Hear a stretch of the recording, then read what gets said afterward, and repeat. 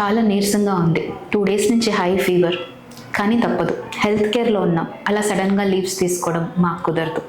అనిపిస్తూ ఉంటుంది మాకు కూడా, ఇంట్లో రెస్ట్ తీసుకుందాము, పడుకుందామని. కానీ మమ్మల్ని నమ్ముకొని మా కోసం చాలా దూరం నుంచి పేషెంట్స్ వస్తూ ఉంటారు.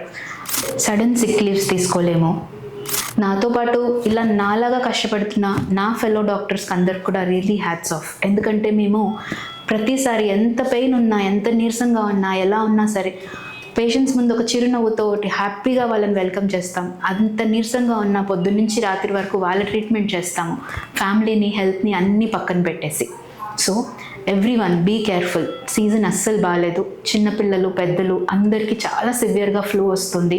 బయట ఫుడ్ తినకండి, హెల్తీ క్లీన్ వాటర్ తాగండి, అందరూ సేఫ్గా ఉండండి.